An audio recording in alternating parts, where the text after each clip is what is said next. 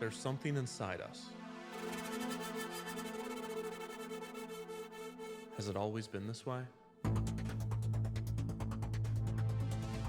Since the beginning of recorded history, humanity has harbored a set of innate desires, ancient dreams that go beyond mere survival. For thousands of years, our species has hoped to accomplish such seemingly impossible tasks as achieving flight, controlling the elements, and mapping the stars. Among these is a less discussed but enduring ambition, the desire to create life from machine.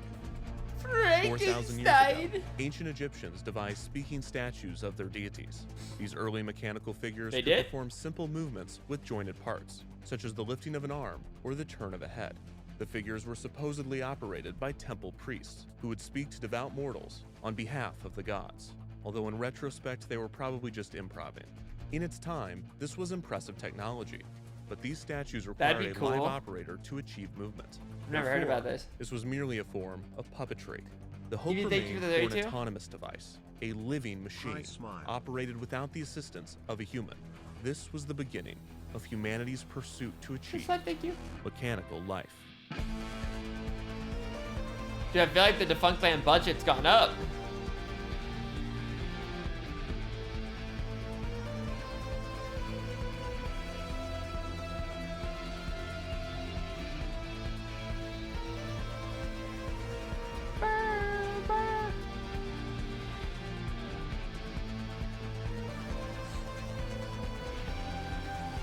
Animatronics.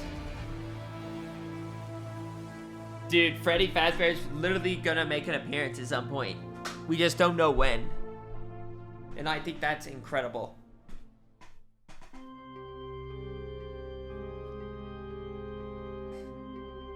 What an ominous title.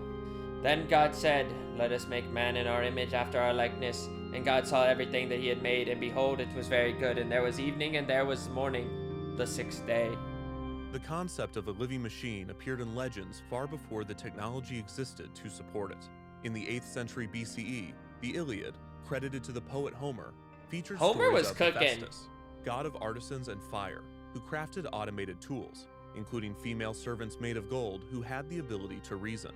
Many credit Homer with introducing the Greek word automaton. And he created a word too? Automaton.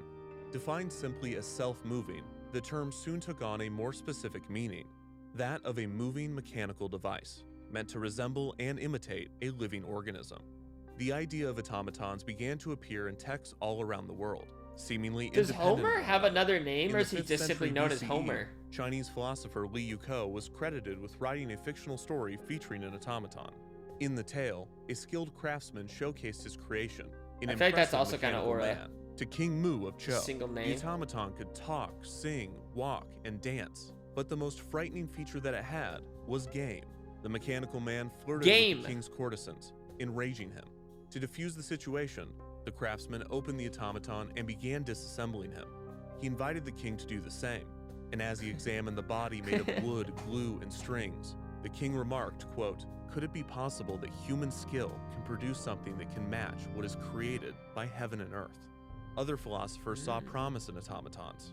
Aristotle, for instance, theorized that, quote, "If every instrument could accomplish its own work, chief workmen would not want servants, nor master slaves," implying that if automatons were skilled and abundant, they could constitute a majority of the workforce. While philosophers pondered the implications of automatons, their existence was becoming more of a possibility as technology progressed. Machines were becoming more detailed and precise. I feel like it kind of makes sense, but used in timekeeping and astronomy. I like the idea of just like the prospect of ancient Greeks thinking about making robots. One was out of reach.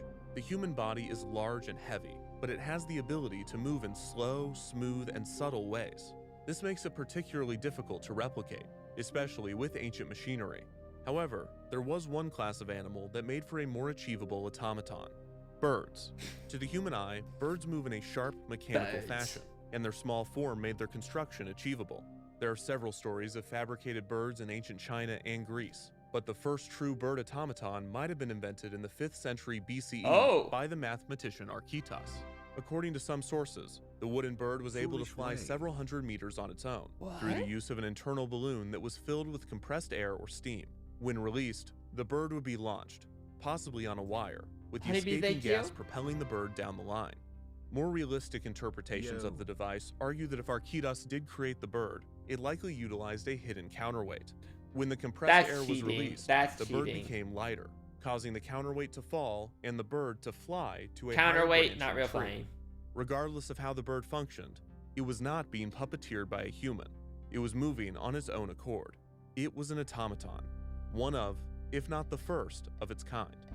Over the next millennia, automata progressed alongside mechanics. In 50 AD, Hero of Alexandria published several descriptions of mechanical birds and miniature human figures. Who is Hero of Alexandria? Later, the Banu Musa brothers published the Book of Ingenious Devices, a work filled with descriptions of ingenious automata.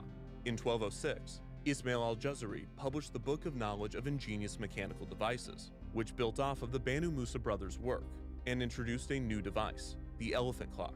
This famous clock, timed with a bucket slowly sinking into a pool of water, featured multiple animated figures which would perform every half hour. Al-Jazari's book also detailed several servant automatons and even a mechanical band. In the late 13th century, the advent of the fully mechanical clock resulted in a surge in mechanical figures. Beautiful, complex timekeepers were installed in cathedrals and palaces, often featuring human and animal figures springing to life to signify the arrival of an interval of time. The Renaissance also brought forth a host of mechanical innovations. Leonardo da Vinci designed several automatons, including a lion who could walk and a knight who could move multiple limbs. In the 17th century, French philosopher René Descartes was rumored to have designed automatons, including the unverifiable rumor that he had constructed one of a small child as a replacement for his young daughter, who had died of scarlet fever at the age of 5.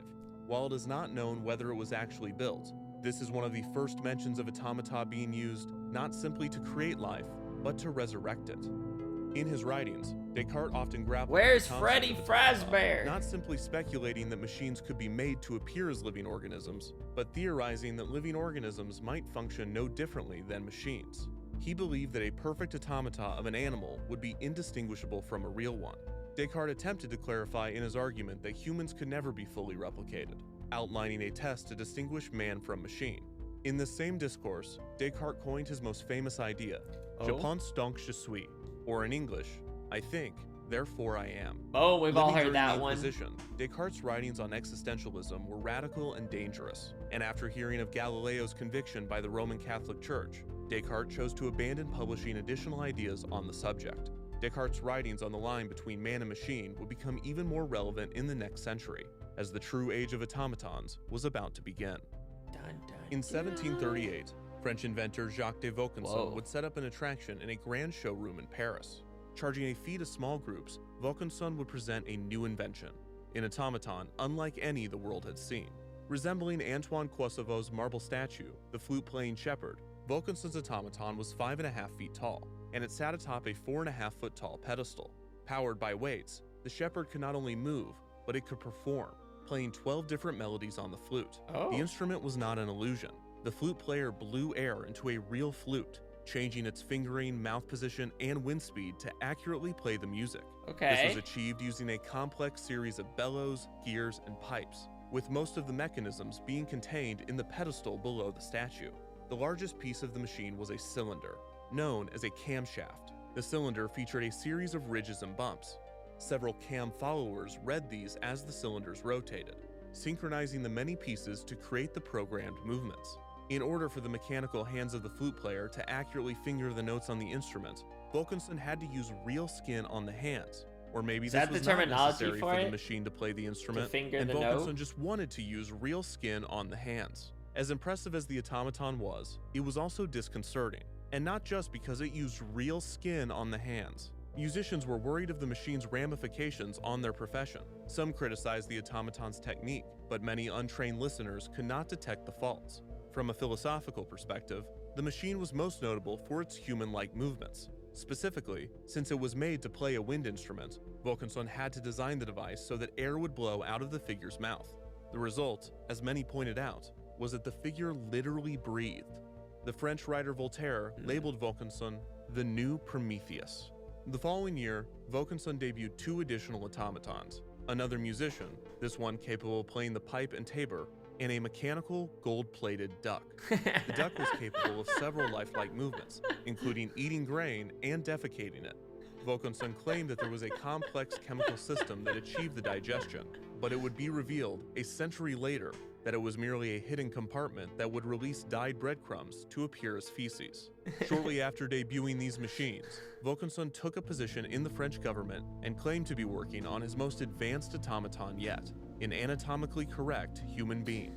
I just like how it went from like flute to drums to shitting duck. Disgusted by it, with no additional context given. Vaucanson's 3 automatons, which he sold and would continue to be displayed, were widely influential.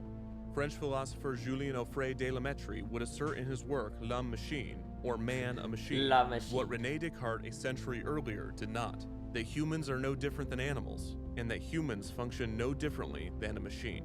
His views, which made reference to Vaucanson's work, were seen as extremely controversial, and La Mettrie was forced to flee France because of them. Automatons continued to be innovated past Vaucanson. By 1774, Pierre Jacques-Drouot and his son Henri-Louis Jacques-Drouot constructed 3 brilliant automatons.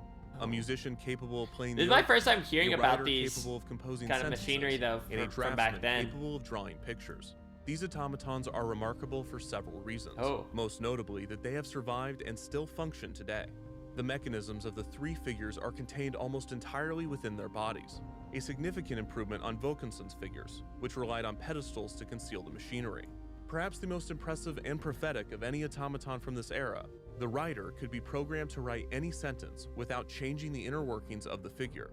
Within the boy's back, along a complex camshaft, existed the ability to write any letter, as well as spaces and punctuation. The shape of the letter key would change the position of the cam, so that the cam followers lined up with the corresponding letter. The result is one of the earliest programmable machines. Some of the most infamous sentences that the automaton was made to write over the years include references to Descartes' philosophical writings, including "I think, therefore I am," and the far more eerie, "I do not think, therefore do I not exist." In 1769, Hungarian inventor Wolfgang von Kempelen debuted an automaton nicknamed Let's simmer down, little writing robot. This automaton was touted as being an intelligent machine, capable of playing chess. The Turk toured the world, playing prominent chess players and dignitaries, including United States Ambassador Benjamin Franklin. The Turk usually won its match, astounding the opposing player and spectators. While containing some automata, the Turk was primarily a hoax, with a hidden chess player below, following the game above, and puppeteering the figure's arm. Some of Kempelen's other inventions achieved their intended purpose more legitimately. Over the course of 2 decades, Kempelen developed a speaking machine. Like Vaucanson's flute player, this device used bellows and manipulated airflow to manually reproduce the sounds of human speech. Kempelen was not the only one experimenting in speech synthesis during this era. French inventor Abbé Michal and engineer Christian Gottlieb Kratzenstein also developed machines that replicated the mechanics and resulting sounds of human vocal pivot over to Disney's with Michal routing the animatronics. sounds out of 2 sculpted heads. Michal and Kempelen's machines were capable of producing both vowel and consonant sounds, which some sources say could produce hundreds of words and speak multiple languages. French writer Antoine Rivarol, upon hearing the machines, wrote that the new technology would allow for the perfect preservation of 18th century French for the rest of time. Several reproductions of Kempelen's speaking machine have been created, so today we can hear exactly how the people of France sounded in the 1700s. French is a beautiful language. Wait, I'm confused. Other inventors So why would it replicate? Is it just like the wind used was supposed to sound like how people sounded back then? Is that like the pitch of the wind? Mama. Improve on this design, attempting to build automata that could both move and speak like a human. For every significant feat in automata, there were thousands of other, less remarkable, but far more replicable automatons the cuckoo created clock and goes sold. crazy. Small music boxes with animated figures were created by skilled craftsmen and sold as luxury items. Birds were again a common staple of this art form, with wind-up boxes and miniature cages featuring singing mechanical avians. Automatons were created and distributed by people all over the world, resulting in this period, from the mid-1800s to the early 1900s, being referred to as the Golden Age of Automata.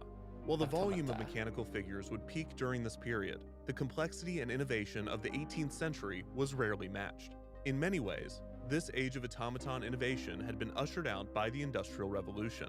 As journalist Gabby Wood explained, quote, "Makers of automata turned away from constructing curiosity in order to design the machines that would replace human labor.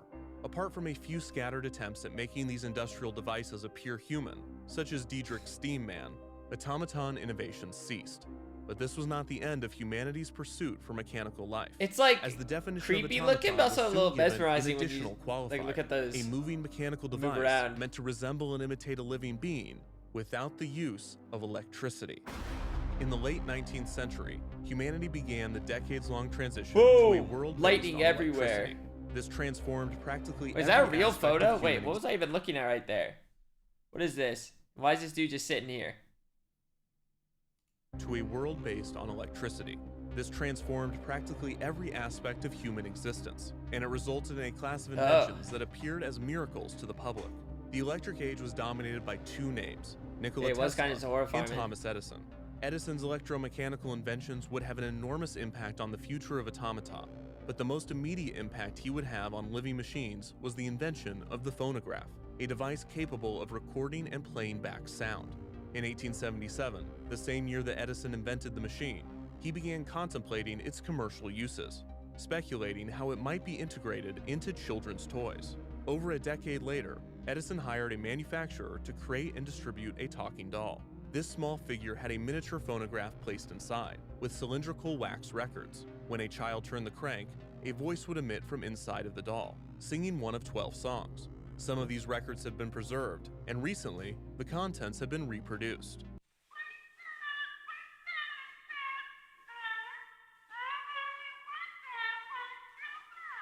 Terrifying.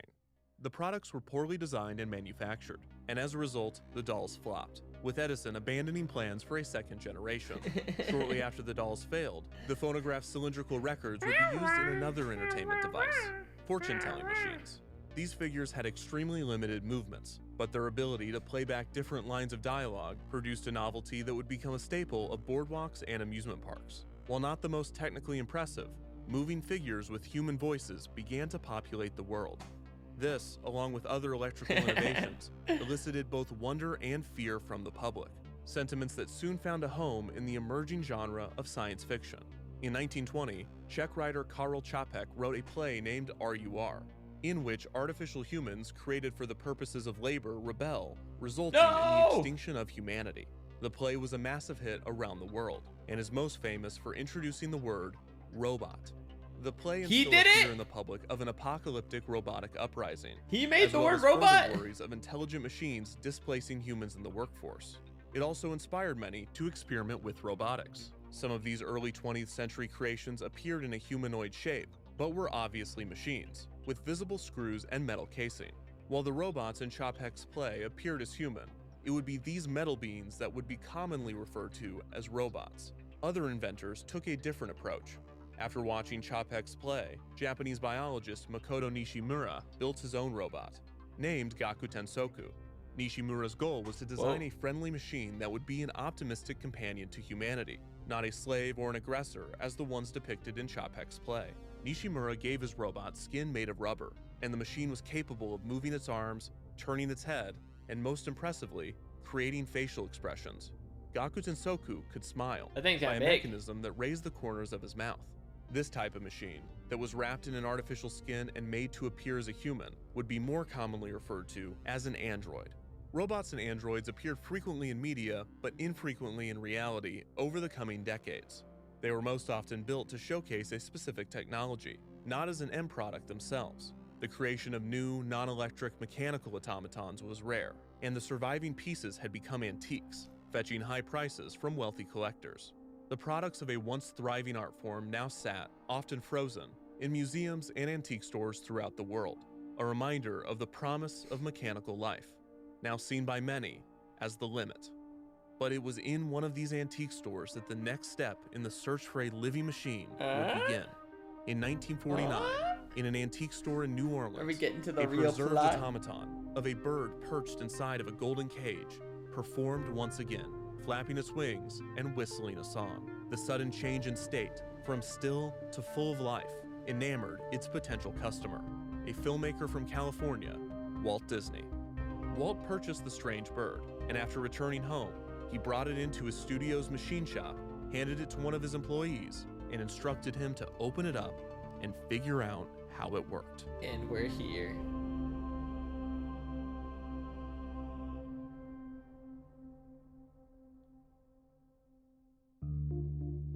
Chapter 2. Talking Heads. If a man does not know what is good, it is not the fault of the basic good of which man is constituted. I don't know if I read that right. At 47 years old, famed cartoonist Walt Disney was beginning to lose his passion for animation. The 1940s had been a tumultuous decade at his studio.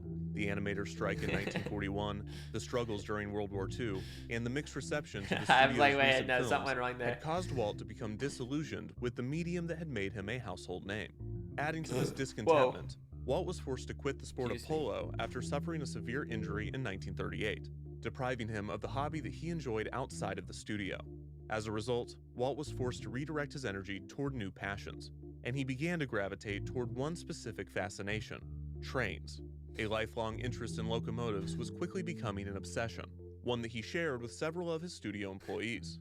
Naturally, many of those that had a passion for trains were the machinists and technicians working at the Disney Studio machine shop. This department was tasked with developing many of the machines that were used in the animation process. In the late 1940s, Walt began to spend more time at the machine shop, discussing his growing collection of model trains with his new friends/employees. It was common for hobbyists to place their train sets within an environment made up of scale models. This might be why Walt began to develop a second fascination with sculpting miniatures. In 1949, Walt discovered the automaton bird in New Orleans, and it was at this point that all of his interests seemed to coalesce into a new type of project: a program show of moving mechanical miniatures, a type of three-dimensional animation that he would refer to as Disneylandia. Walt enlisted animator Ken Anderson, removing him from the Walt Disney Productions payroll and instead paying Anderson himself out of his own pocket. Anderson recalled that the pet project was, in part, derived out of Walt's frustrations with the other animators. Walt explained to Anderson, quote, "I'm tired of all you artists doing all the drawing and painting around here. You know, I can draw and paint myself. I'm going to do something creative too." Walt and Anderson worked together to design and sculpt a series of three-dimensional scenes. The intention was that each model would have programmed movement and synchronized sound. When a person inserted a coin into the machine, the models would come to life. The concepts that Walt and Anderson developed all had a similar style and tone, with the exhibits all featuring elements of nostalgia or Americana, with both Disney films and Norman Rockwell paintings serving as inspiration. The first Disneylandia scene that the two created depicted Granny Kincaid's cabin from the Disney film So Dear to My Heart. The scene featured Granny sitting in her chair, which would rock back and forth as dialogue and music played. Walt would assist in sculpting this scene, but as Anderson explained, he, quote, wasn't any good at it, and Walt soon enlisted sculptor Charles Cristodoro to help with the project. Around the same time, Walt assigned the automaton bird to another animator and model train enthusiast, Wathel Rogers. Rogers was tasked with studying the automaton in and out. He pried open the bird's minuscule components, comparing it to deconstructing a piece of jewelry. When he was done inspecting the bird's innards, Rogers reconstructed the automaton so that it could perform once again. Satisfied with Rogers' work, Walt pulled him away from his animation duties, along with the head of the studio machine shop, Roger Broggie. That's kind of crazy. Walt assigned Broggie and Rogers to another Disneylandia model, one that featured movement far more complex than that of Granny Kincaid's cabin. The new scene, nicknamed Project Little Man, was to feature a 9-inch high performer dancing on a stage. Walt asked actor and dancer Buddy Epson to come into the studio to record a performance, filming Epson on a grid so that the animators could study his movements. As was common with automata, Rogers and Broggie utilized a large camshaft to program the figure's movements. When a bump was registered on the surface, a wire was moved to create a single action, such as the lifting of a foot. Anderson would construct a third Disneylandia scene, depicting a barbershop quartet singing in a barbershop. Where did quartets, like the barbershop quartets, come from? Walt proposed a way to showcase the models around the country. His plan was to place the exhibits, and you'll never believe this, on a train. The models would be installed in Pullman train cars, and viewers in cities around the United States would be able to travel to their train station to see the exhibit. Rogers, Broggie, and Anderson were able to get multiple prototypes to work, including the small figure in Project Little Man, which did appear to dance. However, the machines were severely limited by several factors. For one, programming the movements by adjusting the ridges on the camshaft was tedious and frustrating. the number of movements and the length of the performance was limited to the size of the camshaft. The camshaft also had to be placed close to the figure, and Broggie and Rogers had already made it quite large. After months of work, the team felt that they had met the limits of the technology and their own ability. Broggie explained to Walt that they were, quote, no further advanced than the 17th and 18th century kings of France who had commissioned the creation of little automatons that played musical instruments. It was an unfortunate reality. You will never do anything better than an 18th century monk when you have a TV in your house. Even if Rogers and Broggie had dedicated the time necessary to master the craft of automata, the complexity of Walt's request was simply not achievable within the medium. Broggie proposed a solution. If Walt were to make a life-sized human figure, then more modern and advanced mechanisms could be placed inside of the body. This would result in more detail and lifelike movements. Walt considered the possibilities of Broggie's suggestion and responded to the idea with one of his most commonly spoken phrases, no. The point of the miniatures, according to Walt, was that they are cute. They were magical because they were small. Making them life-size would defeat the purpose of the exhibits. Besides, it was determined that the project was far too expensive, as the income generated by the coin-operated machines would not offset the projected maintenance costs. This might have been more demoralizing to Walt if he was not already working on another project, one with a similar tone, similar goals, and soon, a similar name to Disneylandia. It was to be an amusement park with elaborate themed environments and immersive storytelling.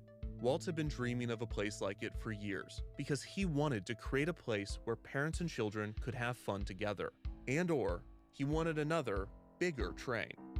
Disneyland Park opened on July 17, 1955. He built this park just so he could have a train. The theme park was designed by WED Enterprises, a new company that Walt had staffed mainly by poaching employees from his studio.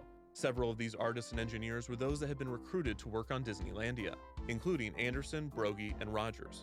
These designers would eventually be given the unique title of Imagineer. Over several years, Walt and the Imagineers worked diligently, designing a theme park unlike the world had ever seen. When guests first entered Disneyland, they were able to wander through nostalgic environments and ride unique attractions. They would also have the opportunity to interact with classic Disney characters, such as Mickey Mouse, Minnie Mouse, Black Bart, the fan characters, such as Mickey Mouse.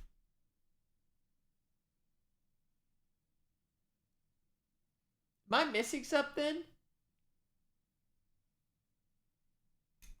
Minnie Mouse, Black Bart, the Phantom of the Opera, the Main Street Monkey, Aunt Jemima, and Goofy. Along with these costumed characters, guests would encounter several mechanical characters throughout their Disneyland day. In Fantasyland, dark rides themed to Disney's animated films featured simple animated figures. These characters had minimal, looped movement, and each was seen only briefly as the ride vehicles whipped around the track. In Frontierland, along the shores of the rivers of America, a Native American village featured multiple animated human figures, including a chief mounted on a horse. This figure was capable of raising its arm to guests as they passed by on the riverboat. But by far the most impressive examples of mechanical life in early Disneyland could be found on a single ride in Adventureland, the Jungle Cruise. Since the earliest concepts of the park, Walt had envisioned a boat ride themed to the dense river jungles of the world. Originally, Walt wanted actual wild animals to live on the shores of the attraction, but abandoned the concept because of its logistical hurdles and guest-killing potential. Instead, Walt and the Imagineers opted to build detailed figures capable of movement.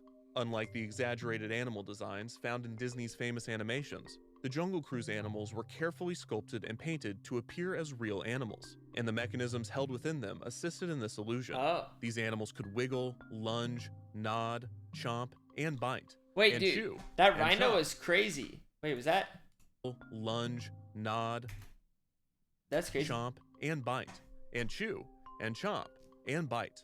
The way in which these figures moved was less precise than the detailed cam work of the Disneylandia figures, but what the animals lacked in complexity, they made up for in size and creative staging. The most common mechanisms found in the Jungle Cruise animals were cams and levers, and cranks and sliders. Both had the ability to turn rotary motion into linear motion, allowing for a constant short program to be looped indefinitely. Many of the attraction's land animals contained all of their mechanisms internally and could be seen in full view. Others, such as the original giraffes, cheated a bit. Only the long necks and heads of the animals could be seen peeking out above the foliage, while the mechanisms below were hidden by the brush. Wow. A similar example of this staging could be found in the rhino scene, in which two baby rhinos ran around and played. This was accomplished by only building the top half of each animal, allowing the bottom half to contain wheels that would run along a track. The most unique mechanisms of the Jungle Cruise were not found within the ride's jungle, but rather, they were submerged in the attraction's river. To allow guests to have close encounters with several semi-aquatic animals, large metal structures were constructed and installed before the river was filled. In order for hippos to emerge from beneath the water, the sculpted figures were attached to metal carriages that accordioned up, enough for the figure to go from completely submerged to visible above the waterline. The ride skipper would shoot the hippos with a gun loaded with blanks, one of the first examples of a machine being used to simulate both life and death. This famous scene would have been very interesting in the version of the ride where this was a real animal. Some lucky guests even got to witness Walt Disney fire the gun at the mechanical figure, a bespoke experience in which you could visit Disneyland and see Walt Disney fire a gun. I mean, that's the dream right there. There's a beat the Aztecs never heard of. It would be like going to Walgreens and seeing Charles R. Walgreen fire a gun. Other aquatic figures included the charging crocodiles, which rolled along a hidden looping track. These clever illusions resulted in an attraction that was full of animal life. As a result, the Jungle Cruise was seen as Disneyland's most impressive attraction when the park debuted. In the years following Disneyland's opening, the Imagineers would add more exotic animals to the Jungle Cruise, as well as populate Frontierland's wilderness with similar creatures native to North America. The area's train ride, the Rainbow Caverns Mine Train, was updated to the new Mine Train Through Nature's Wonderland, which featured scenes of elk fighting, beavers building dams, and bears scratching on a tree.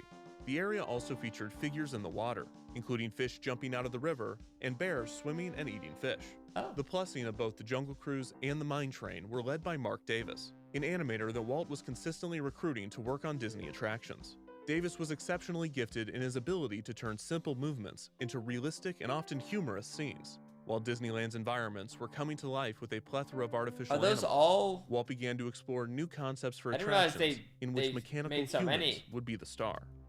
Throughout the late 1950s, two new themed areas were being considered for Disneyland. Both of these would be additions to Main Street USA, and both would feature shows starring animated human figures as their primary attraction. One proposal, named Liberty Street, would have been themed to colonial America. The main attraction of this area was to be a show named One Nation Under God, that would include the Hall of Presidents, a stage in which figures of every US president would come to life. Another proposed annex of Main Street was named Edison Square. This area would have been focused on the emergence of electricity, juxtaposing Main Street's nostalgic gas lamps with a street full of electric lights. The main attraction of Edison Square would have been Harnessing the Lightning. This show would have tracked the progress of electricity throughout the 20th century, focusing on multiple scenes of a family demonstrating advances in household appliances. The challenge with both attractions would be animating the life-sized human figures. The Imagineers were aware of the mechanical limitations, and both shows were planned with limited movement in mind.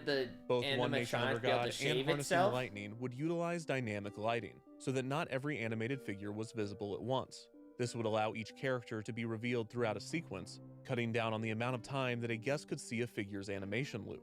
The Hall of Presidents segment of One Nation Under God had the advantage of scale. 33 presidents would be depicted at once, so even if each had only the ability to turn their heads, the crowd effect would hide the rudimentary motion.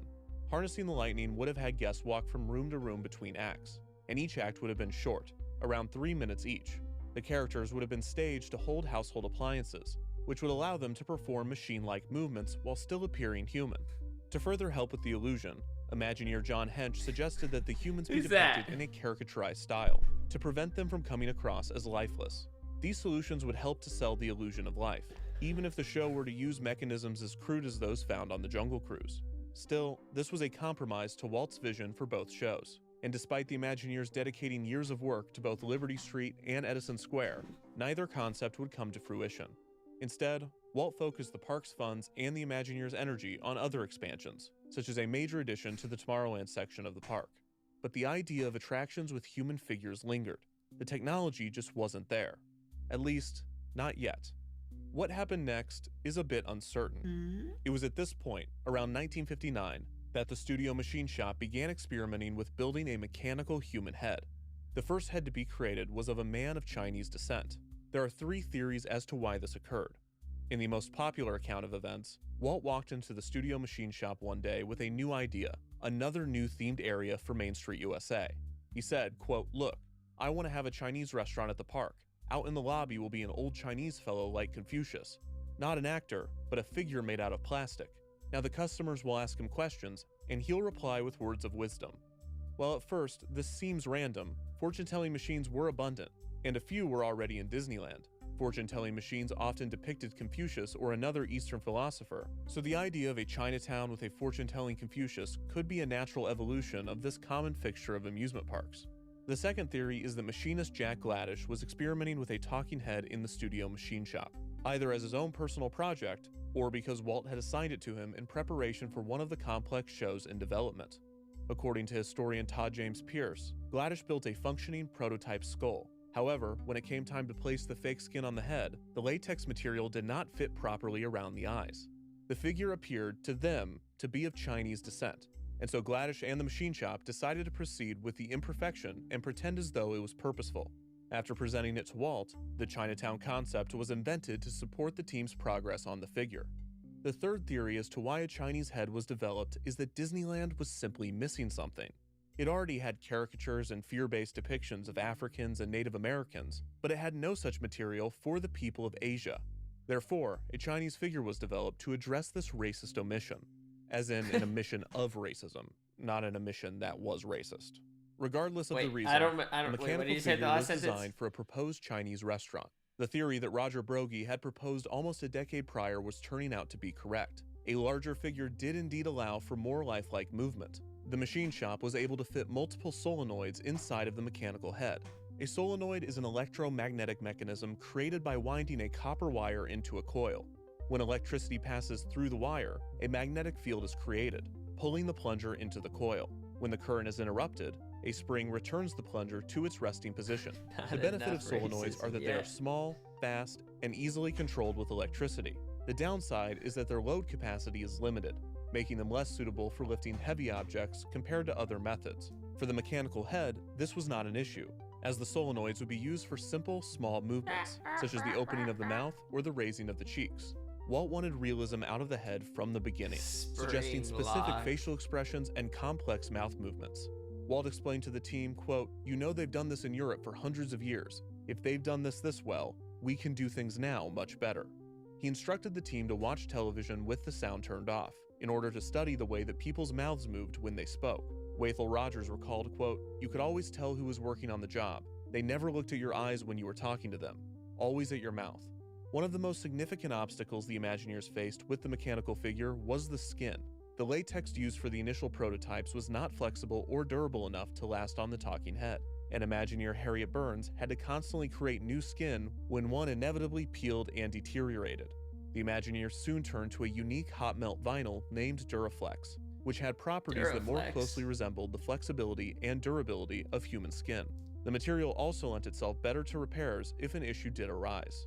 While the mechanically inclined studio shop designed the Chinese head, the creatives at WED began to write the show for the Chinese restaurant. Disneyland performer Wally Bogue was recruited to help develop the attraction, which would feature several mechanical characters to support the Confucius figure. After guests had finished their meal, a dragon statue mounted to the wall of the dining room would suddenly come to life and speak. The voice would have been Bogue doing a stereotypical Chinese accent. The dragon would say, quote, "Honorable patrons look very happy, must have been something you ate." The show's main character would have been the Chinese human figure. Confucius was used as a reference, but the character itself would have been a fictional philosopher.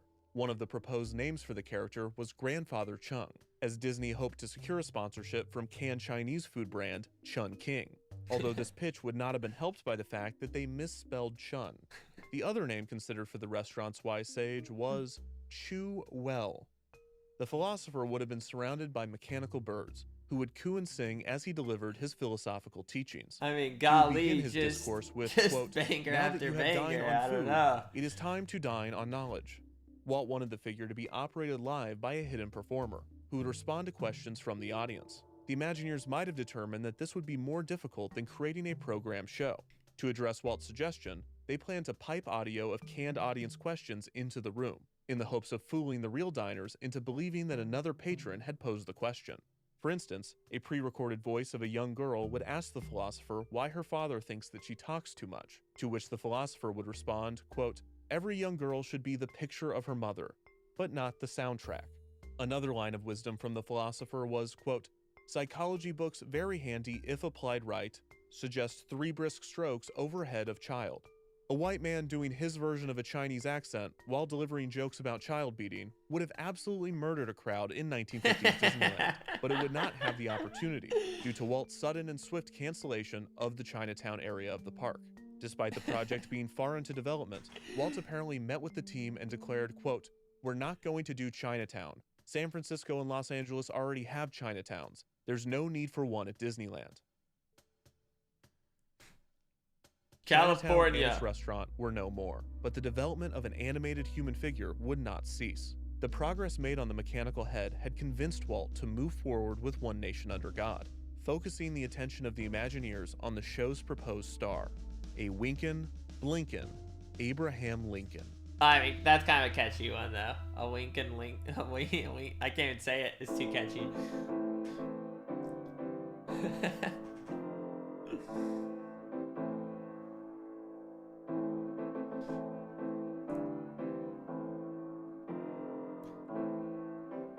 In 1860, sculptor Leonard Wells Vogt convinced the Republican nominee for president, Abraham Lincoln, to visit his studio in Chicago. Why don't you have a Lincoln beard? agreed to allow Vogt to create a life mask, a plaster cast of his head and face. This was a common practice at the time, and the most accurate method of capturing the likenesses of prominent figures for use in busts and sculptures.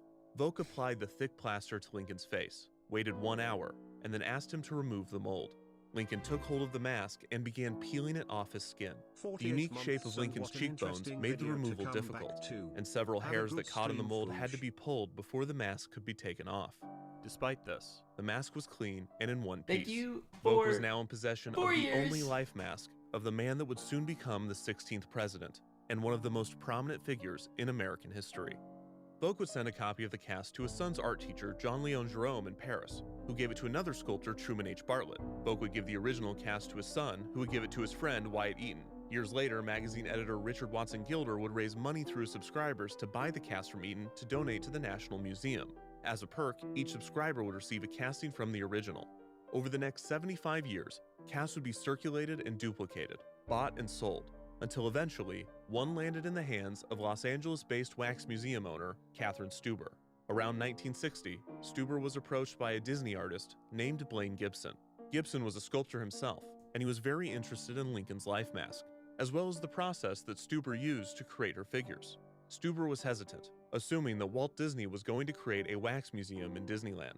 She told Gibson, quote, "If I tell you all this stuff, you're going to compete with me." Gibson eased her concerns. Walt was not interested in creating a wax museum with the Lincoln mask. He was interested in something much different. The advancements on the mechanical heads had rekindled the development of the One Nation Under God show and the Hall of Presidents. Walt hired James Alger, a documentarian who directed Disney's True Life Adventure series, to draft a script for the show. Alger wrote and recorded a 32-minute narration for the proposed attraction, and Walt began presenting it, along with several pieces of concept art, to potential sponsors. While the presentation was impressive, no company would agree to a partnership based on the script and drawings alone. Walt believed to secure financial support, he needed a prototype of one of the animated figures. Walt needed a functioning mechanical president. Walt briefly considered starting with George Washington or Teddy Roosevelt, but he instead chose to move forward with his favorite commander-in-chief. Walt Disney had developed an admiration for Abraham Lincoln at an early age, and his interest in the 16th president had followed him into adulthood. Walt was well read on Lincoln, and those close to him attested that his knowledge on the subject was impressive. It was no surprise that when given the opportunity to begin work on a single president, Walt chose Lincoln. The Imagineers started by constructing Lincoln's head, picking up where they had left off with the Chinese philosopher. Blaine Gibson sculpted the figure's face, using the life mask as reference. Skin was created, again using the Duraflex material, and glass eyes and false teeth were sourced to bring realism to the mechanical president. While sculptors and machinists worked on the physical construction of the figure, other members of the team began experimenting with an equally important element, a programming system. Up until this point, the talking heads created by the Imagineers had been operated live with joysticks and similar manual controls. Some of these control mechanisms were custom built, utilizing technology that had been developed for aviation. Despite being state-of-the-art at the time, these controls were clunky and unreliable, and the method was only suitable for testing and demonstration. For One Nation Under God and other shows, the goal was to create an entire stage play that could be activated at the push of a button and played dozens of times per day. The Imagineers needed a way to record, store, and play back the figure's movements. The first attempt at such a system was developed by Jack Gladish and utilized two things that were abundant at the Disney studio: film stock and moviolas. Moviolas were film editing machines that allowed an editor to play back the film while working, but Gladish would use them for an entirely different purpose. Instead of exposing the film stock to light and capturing a series of images, Gladish simply used the film as a canvas. On the surface of the film, Gladish brushed conductive silver paint. He then attached a connection to the moviola so that when the reel was played, a contact would graze the film's surface. When the silver paint would touch the contact, a circuit would be closed, causing a solenoid to be activated, resulting in a single action. When the silver was absent, that comes the later, would open, I'm pretty sure, causing the solenoid to return to its resting we're position. still like in this the ingenious, 60s, albeit I think. crude method was already far better than the programming systems that most automatons used. The duration of a camshaft program was only as long as it took for the cylinder to complete one rotation, while Gladish's film stock method could fit hundreds of feet of programmed information onto a single reel. That's kind of crazy though. Multiple to use. shows could be created and swapped out by simply changing the reel of film, with no need to change the mechanisms of the animated figure. Unfortunately, the system also had plenty of issues. For one, the silver paint began to chip rather quickly, and the program needed to be repainted constantly. Second, this was not an efficient way to store information. Only 6 tracks of paint could be placed onto a single reel, meaning that only 6 movements could be programmed onto each moviola. Walt was constantly asking that Lincoln be capable of performing additional, complex movements, which meant more mechanisms, and therefore more tracks needed to control them. If this method were to be used for Lincoln, an entire room of moviolas would need to be dedicated to the programming. If it were to be used for all of the presidents, an entire warehouse of moviolas would be required, each of which needed to be synchronized perfectly with one another every single show. Oh my goodness. Gladish's system was a huge step forward, but a more advanced system would still need to be developed for the attraction. Walt continued to request that additional nuances be installed in Lincoln's face, and as a result, the head was becoming quite heavy. This clashed with another of Walt's requests, that Lincoln would start each show seated and then rise from his chair to deliver a speech. Walt enlisted Mark Davis to work on the figure, having him focus on all of the mechanisms below the neck. Davis already had an interest in human anatomy, and after joining the team, he began studying prosthetic technology. Davis recalled that, quote, "It was the British who had done the most work on prosthetics, how to make an artificial hand or an artificial leg, because Britain had been bombed so heavily that there were more people in need of that there than in other countries." Davis compiled his research into a booklet. This was filled with theories and sketches of how the team might accomplish animating Lincoln. Davis explained, quote, "It was rough, and the most terrible thing was that Walt wanted Lincoln to be pretty sophisticated. We didn't have the technology for it. I have a notebook that I did, how to build a mechanical man, and all of this was wrong. We weren't building a mechanical man, we were building an illusion of man. That took a while to soak into me, and into everybody else." In 1960, Walt began negotiating with major corporations to build Disney attractions at the 1964 New York World's Fair. This was an opportunity to showcase the talent of the Disney organization to East Coast audiences, and develop new technology for Disneyland using sponsorship money. Walt was interested in finding a sponsor for One Nation Under God, and debuting the attraction at the fair.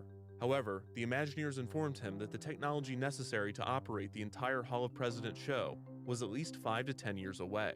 Development continued on the animated figure, as Walt sought to secure partnerships for other attractions at the fair. At the same time, Walt and the Imagineers continued to make improvements to Disneyland. In early 1960, Disneyland management flagged the Pavilion restaurant as a venue in need of a refurbishment. Since the restaurant straddled Main Street USA and Adventureland, the theming was inconsistent throughout the dining space and the menu. To solve this, Walt tasked his Imagineers with creating a tea room themed to Polynesia. John Hench drew concept art of the space, and the art prominently featured birds in cages suspended above the heads of diners. Walt rejected the idea, believing that the birds would defecate in the guests' food. Hench pivoted and claimed that the birds in the art were actually mechanical birds. Oh, they meant real birds. This idea was approved, and development on the Enchanted Tiki Room began. The restaurant borrowed many elements from the Chinatown restaurant concept, including the format of the dinner show and the use of programmed animated figures. As automaton makers had been doing for thousands of years, the Imagineers took advantage of the unique properties of birds, finding it much easier and quicker to achieve lifelike movement with the tiki birds than the Lincoln figure. Oh, is that so? Walt demanded more naturalism than had ever been achieved with mechanical birds. Specifically, he wanted the birds to be able to puff out their chest as they sang. This was a particularly difficult task for designer Harriet Burns, who had to find a fabric that allowed for this motion. As with the talking heads, solenoids would be utilized. These were placed inside of the bird's back and would give the birds the ability to quickly open and close their beaks. However, solenoids were too jarring and limited to provide all of the realistic movements that the Imagineers wanted to achieve. To accomplish fluid motions, pneumatic tubes using pressurized air were designed. A pressurized air system would be housed outside of the showroom, and tubes would be routed into the mechanical birds. This allowed for stronger, slower motion, which the Imagineers could easily customize by changing the pressure of each individual action.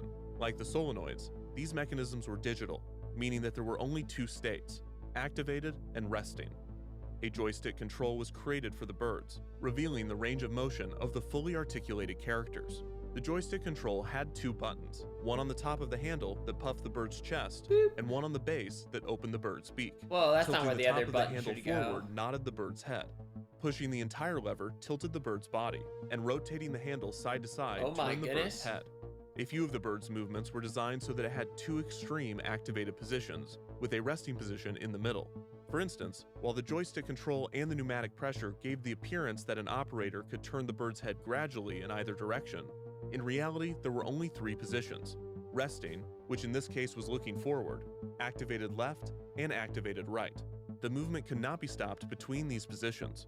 Thanks to these advancements, the Imagineers were building the animated figures for the Tiki Room restaurant quicker, cheaper, and more predictably than any of the mechanical human figures. Because of this, the dinner show starring the singing tropical birds was fast-tracked through development. I want to know the what only these missing singing component birds was a sound reliable like. system to record and playback the performance. The necessary breakthrough finally came thanks to a unique collaboration between several departments at the Disney studio, with the sound engineers, electricians, and machinists working together to create a custom programming system for the figures. This new method controlled the animation, not with paint, but with sound tones. In order to understand how this worked, it is necessary to understand the basics of sound recording. Sound is produced by vibrations. Human ears have a thin layer of skin, referred to as the eardrum, that responds to these vibrations and converts them into electrical signals. These signals are sent to the brain, where they are processed as a sound. In order to replicate this process using a machine, a mechanical eardrum, known as a diaphragm, responds to the sound waves, and this movement is converted into an electrical signal. The electrical signal travels along a wire and to a recording head. The recording head passes over a tape coated with a magnetic material.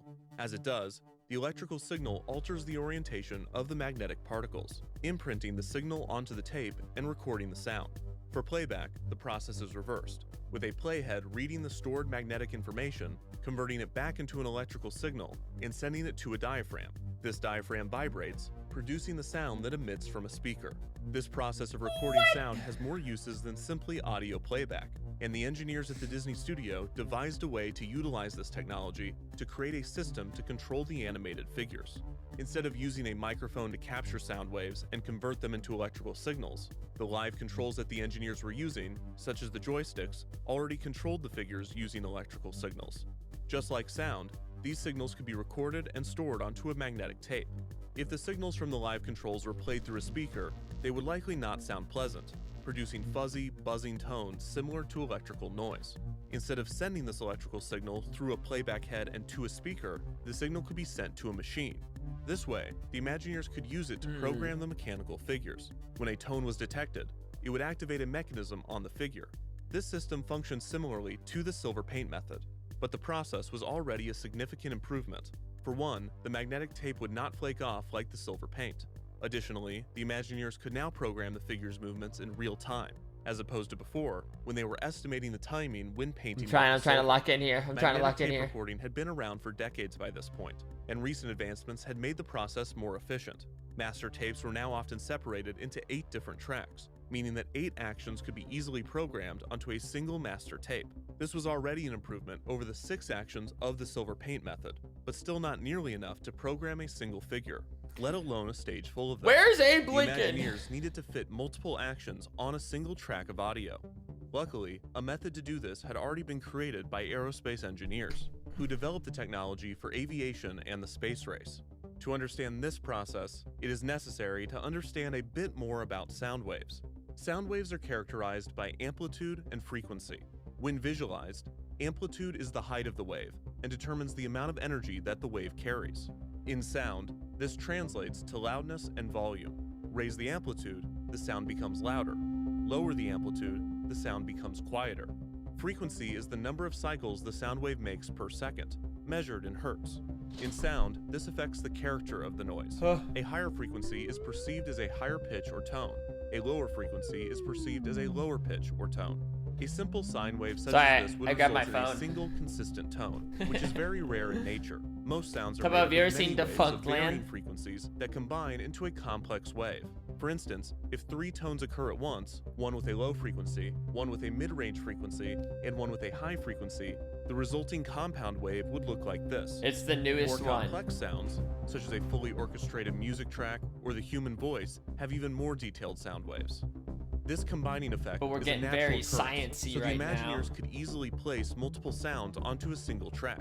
When recording the figures, the Imagineers assigned each action its own frequency. We're getting closer. For instance, Freddy the Fazbear. tongue on the mechanical head might be controlled by a tone with a frequency of 350 hertz. See, guys, while the corners of the mouth might be tongues controlled move by a at tone 350 of 400 hertz. Corners of your mouth move at needed 400 to distribute the frequencies hertz, throughout you the see? tape's recording range, so that there was enough buffer between the actions to avoid interference. After all of the frequencies were recorded, they would naturally form a compound sound wave. But the individual information was not lost. It just needed to be decoded. The method to separate the actions on playback required a set of metal reeds arranged in a bank. It's like a xylophone, I think. And the process was not dissimilar to the musical instrument. Thank you for the In a 22 xylophone, each key produces a different tone, determined by the size and shape of the key. In the reed bank, each metal reed is tuned to respond to a different tone. When a reed registered its resonant frequency, it vibrated, closing a circuit and triggering an action. For instance, if the Imagineers chose to control the corners of the mouth using a frequency of 400 hertz, a metal reed would be created to respond to frequencies of 400 hertz, and this reed would be connected to the circuit that controlled the corners of the mouth. The electric sound signal from the master tape was sent to the entire reed bank. Each reed listened to the entire range of sound, but could only respond to their assigned frequencies. This new method allowed for 10 to 20 actions per track, meaning that an 8-track master tape could have as many as 160 actions on it.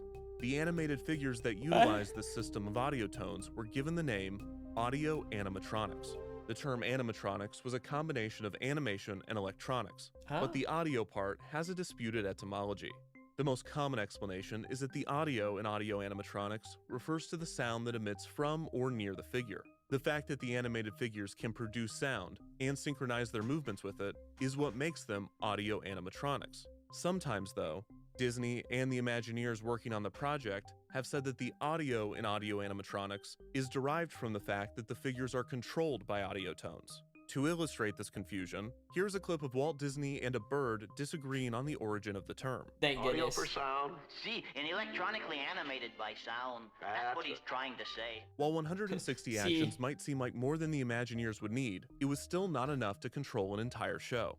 On top of the animated figures' actions, space needed to be dedicated to the program's audio tracks and lighting controls. The final piece to addressing this issue would be another system created outside of the Disney studio, a technology developed not for entertainment, but for nuclear war. The Imagineers utilized systems originally invented for the Polaris submarine-launched ballistic missile. There are mixed reports on exactly how Disney acquired this technology, and what exactly the technology was. Some sources claim that the information had been declassified. Some say that Walt purchased the patents from private companies, and a few imply that Walt might have been given the information by his internal contacts within the US government. That said, it was not a secret that Disney was utilizing technology developed for Polaris. In fact, the primary source that they used it at all was Walt himself, who explained in interviews that, quote, if the government hadn't done all the research, it would have cost us a fortune to develop the system. This made for a great headline, but the exact technology borrowed from the nuclear missiles was more practical than it was compelling. Most reports indicate that the technology that derived from Polaris was a 14-track tape system. This nearly doubled the number of actions that could be used in a show. Finally, the system could handle the amount of programmable material that the Imagineers required. I mean, thank goodness for the Cold War, or we might not be getting Abe Lincoln specifically in Lincoln, working fashion. to life. In order for the Lincoln animatronic to rise from his chair, hydraulics would be implemented into his frame. Hydraulics are mechanisms that use the pressure of fluid to achieve movements. This was the best option for heavy machinery, as unlike magnets or air pressure, hydraulic fluid does not noticeably compress when force is applied. Hydraulics would allow Lincoln to accomplish demanding tasks, such as standing up and lifting his arms.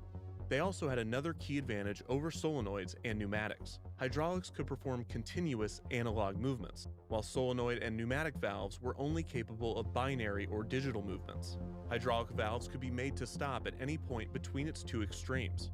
This required a slight variation in the programming method. While the pneumatics and solenoids responded to the presence or absence of a tone, the hydraulics responded to a change in voltage. A resting position for each movement was determined, along with a corresponding resting voltage. When the voltage was increased, the mechanism would move in one direction in response. If the voltage stayed at that level, the mechanism would remain in that position. If the voltage was decreased, the mechanism would move in the opposite direction.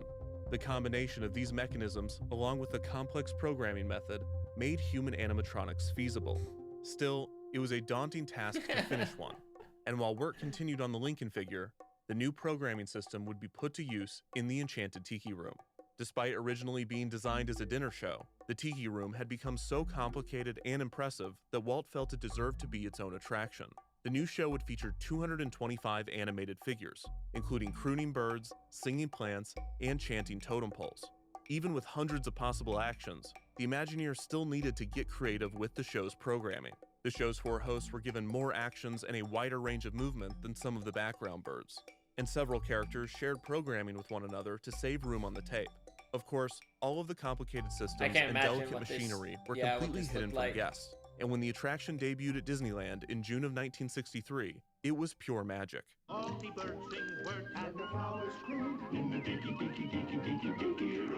The room came to life in a way that had never been seen before, and yet, this was only the beginning of what audio-animatronics could achieve.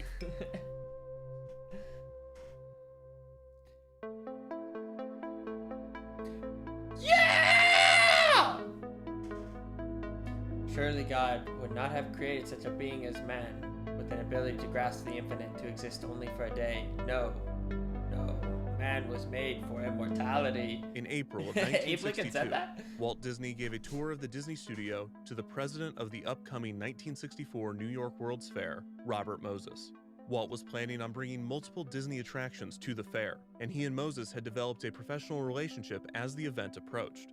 Wanting to impress Moses, Walt offered to give him a preview of a secret project. Not only was the Lincoln animatronic a secret to those outside of Walt Disney Productions, but it had become a secret within the organization as well. Conflicts had arisen between the electrical engineers and the sound engineers, partly due to the rules of their respective unions. Walt, who famously had little patience or respect for unions, had decided to move Lincoln to a secret room at the Disney studio in January of 1962, allowing only his inner circle, namely Wathel Rogers, Jack Gladish, and Mark Davis, to continue work on the figure. As was customary with Walt's special guest drop-ins, the team was given little time to prepare Lincoln for the demonstration. When Moses entered the secret room, the Imagineers, operating the animatronic live, had Lincoln rise from his chair and reach out his arm. Moses shook hands with the 16th president in complete disbelief and declared, quote, "I won't open the fair without that exhibit." Walt informed him that the figure and the rest of the Hall of Presidents would not be ready in time, but Moses was insistent. The animatronic had to debut at the fair, and after some convincing, Walt agreed. Abraham Lincoln, 100 years after his death, was going to New York to deliver a speech. Moses had persuaded Walt to bring his Lincoln animatronic to the World's Fair, but convincing a sponsor to fund the expensive exhibit would prove to be more difficult. The One Nation Under God show, with its Hall of Presidents, would be far too expensive for any one sponsor, and the Imagineers were still struggling to get one president operating reliably, far from the 34 required for the attraction.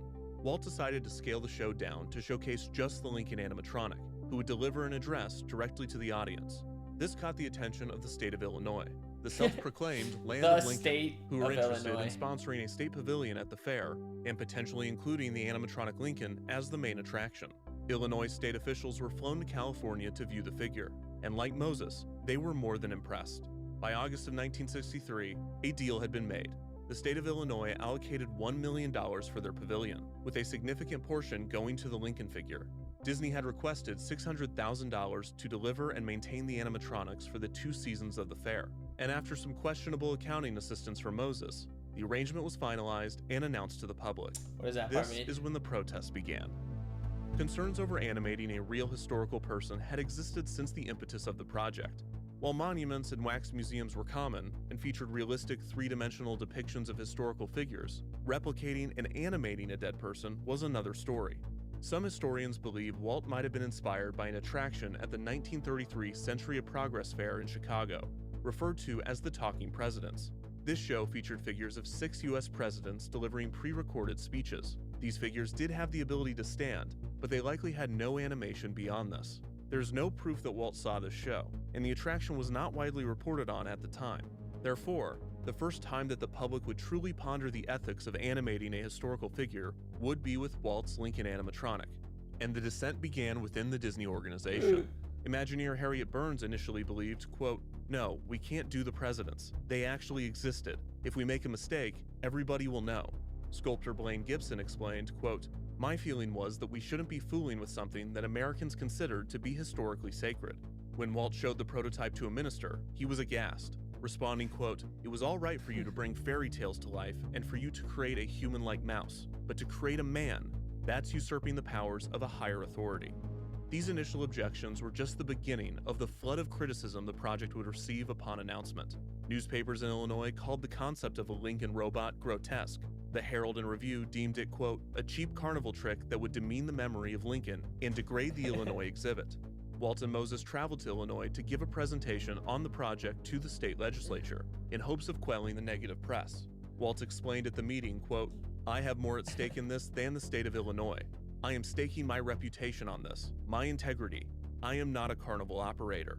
Walt's presentation helped to ease some concerns, but it did not dispel all criticism. One person that attended the presentation argued that, quote, "It's almost as ghoulish as the idea to play a mock recording of the voices of the 4 presidents enshrined at Mount Rushmore."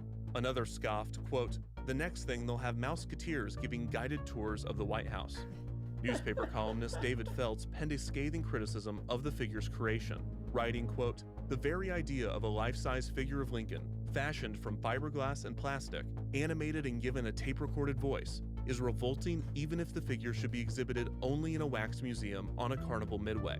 But that such a macabre effigy is to be the central attraction of the Illinois exhibit should stir vigorous protest here in Lincoln country." Walt moved forward with the project despite the pushback, and he would end up building 3 additional attractions for the fair, each of which prominently featured audio-animatronics.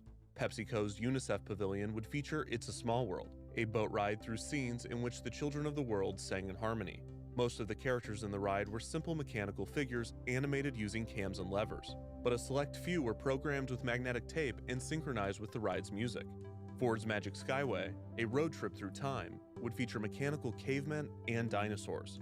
Like It's a Small World, not all of the figures in the ride would be audio animatronics, but the few that were would add dimension and energy to their respective scenes. General Electric's Progress Land would feature the Disney attraction at the fair with the most audio animatronics, the Carousel of Progress.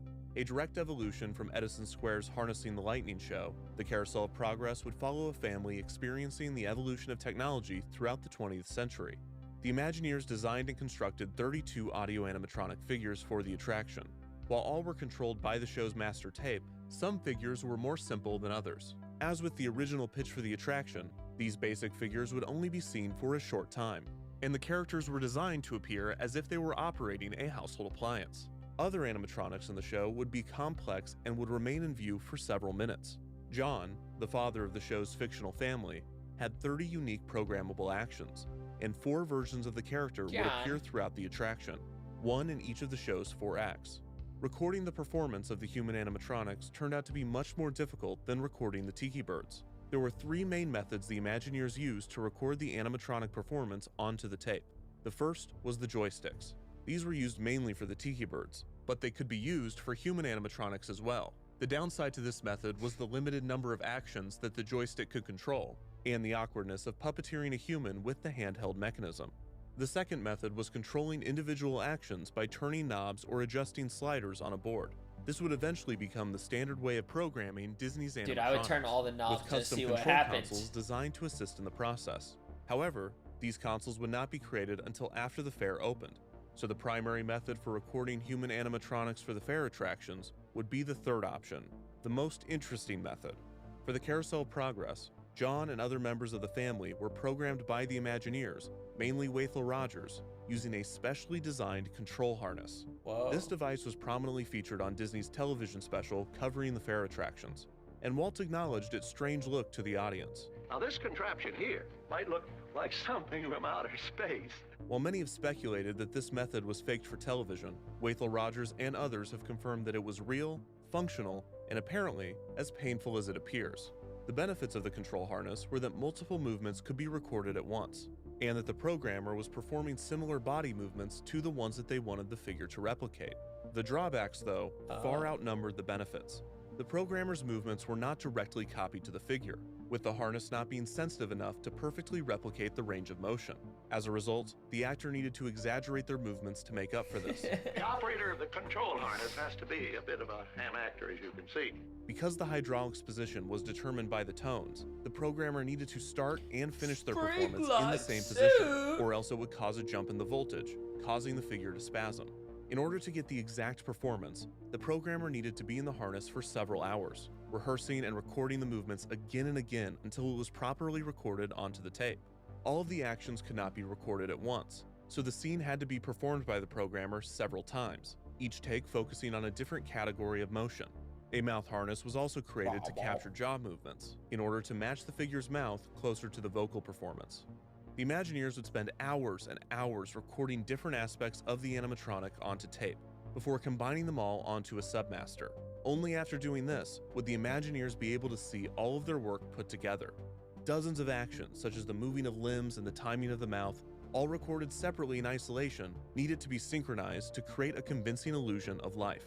If the timing of one or more of the actions was off, the Imagineers could adjust the timing of the tape. But if this was not enough to solve the issue, Rogers would have to put the harness back on. He recalled, quote, "I remember times when I was in that harness so long, with everything so tight and so tense, that I'd come unglued. I don't think I've ever recovered from some of that stuff." While the recording process was tedious and uncomfortable, the result was mind-blowing. The Carousel of Progress's narrator was capable of speaking, blinking, turning his head, lifting his arms, and more. One thing he could not do was stand up, and he appeared seated in all 4 acts. John was the most complex audio animatronic that guests could view when the New York World's Fair opened on April 22, 1964.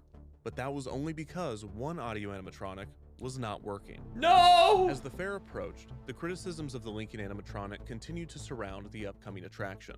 Walt's response to the objections remained consistent. His defense was his dedication to an authentic portrayal of Lincoln, almost as though if he were somehow able to perfectly reanimate Lincoln in a way that was indistinguishable from the real human man, there would be no reason to object to such an endeavor. This did not stop journalists and the public from debating the ethics of the animatronic, and some questioned why the robotic animation was necessary to the show at all. Even Blaine Gibson admitted that he initially believed that, quote, "It seemed like it was something that could be done much better by actors. I just didn't think we could do it in an acceptable way." Interpretations of Lincoln by live actors was commonplace, both in theater and in film and television. These performances were often praised and were viewed as respectful portrayals of the 16th president. So why did Walt not go this route for the Lincoln show? In hindsight, the suggestion feels preposterous. Walt and the Imagineers had spent 5 years and hundreds of thousands of dollars developing the animatronic. Of course, they wouldn't throw all that away and proceed with the Lincoln impersonator. But to the public that was hearing of the show for the first time, and that were not aware of all the work that had already been done, it was a valid question. Of all of the audio animatronic attractions created for the fair, the Lincoln show was the most questionable use of the technology.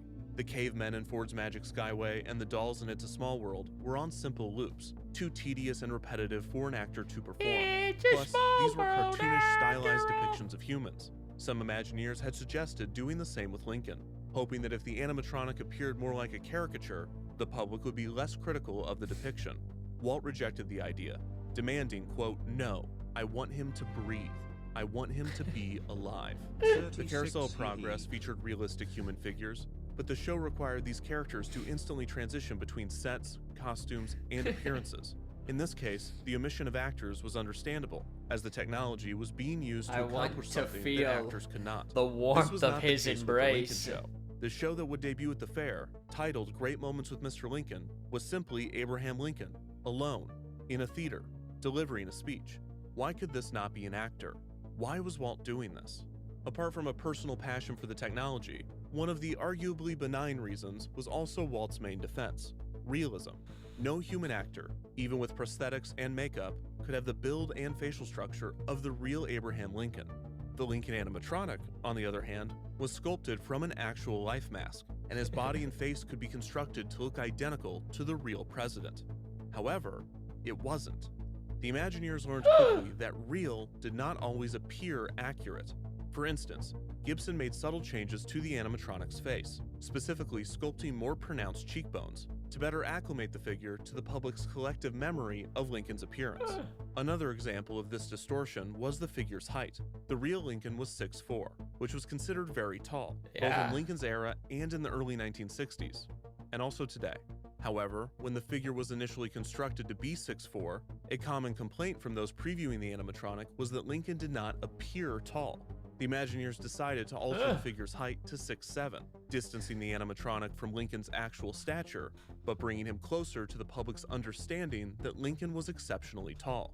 A similar liberty was taken with Lincoln's voice. For many decades, the public had assumed that Lincoln, 6'4", known for his that famous ain't orations, tall, had a deep and strong voice.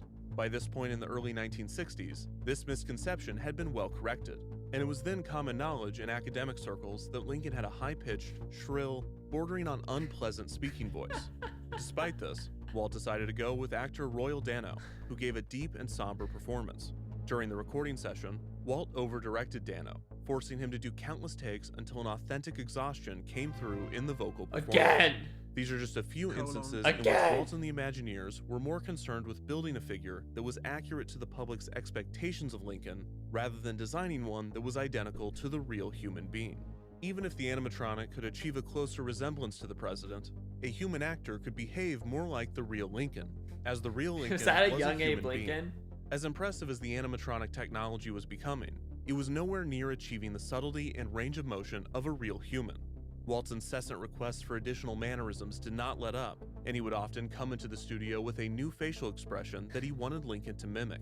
As a result, Wathel Rogers had to put so many mechanisms in the head that he had to ask Blaine Gibson to sculpt a bump into Lincoln's skull, which would be carefully hidden by the animatronic's wig. The extra machinery allowed Lincoln to have 17 different facial expressions, but unsurprisingly, it was still limited compared to an actual human's face. So if it wasn't realism, what was the benefit of using the animatronic in Great Moments with Mr. Lincoln? The most obvious is that the technology was the star I feel like of the that's exhibit. like the cool Simply thing. Look, having an actor pretend to be Abraham Lincoln was not nearly as compelling as seeing a state-of-the-art robot pretend to be Abraham Lincoln. Walt sometimes claimed that the fact that it was such a unique experience would motivate audiences to listen closer to Lincoln's words than if they were being delivered by an actor. But this was not the only explanation he would give.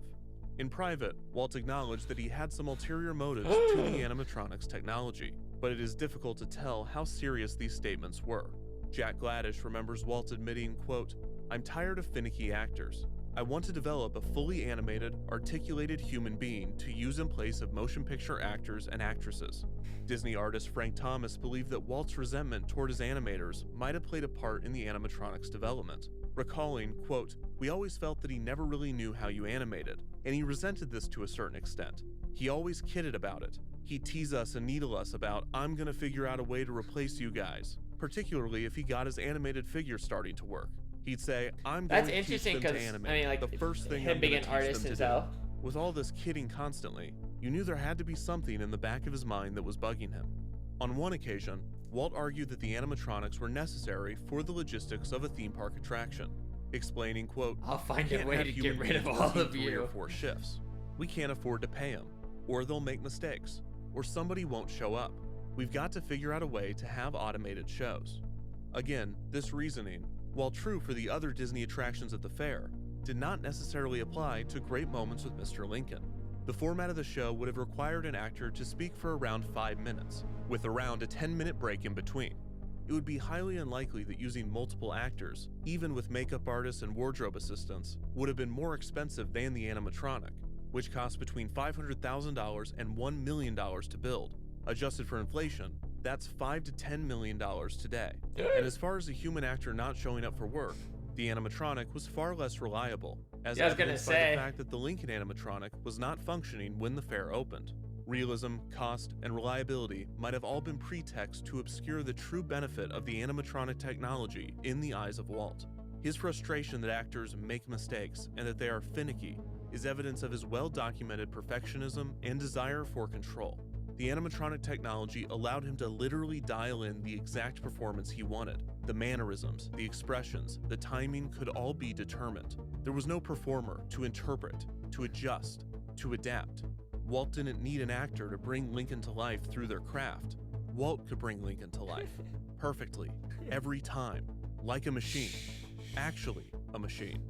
There is one more theory as to why Walt decided to carry the torch of humanity's age-old search for mechanical life. Not for money, or power, or even control, but for no discernible reason at all. What if Walt was not aware of his own motivations? What if it was simply something inside of him?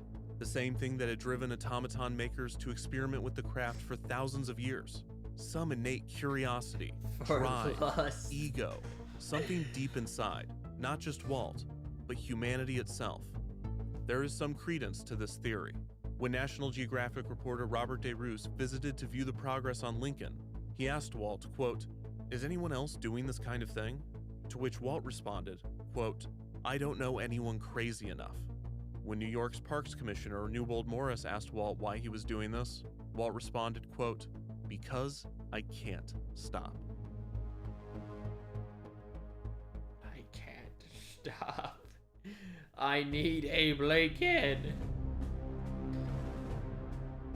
Pandora's box. He is as lifelike as I am standing before you. Perhaps more so. Well. On April 16th, 1964, Lincoln passed his final testing in California and was shipped to New York City.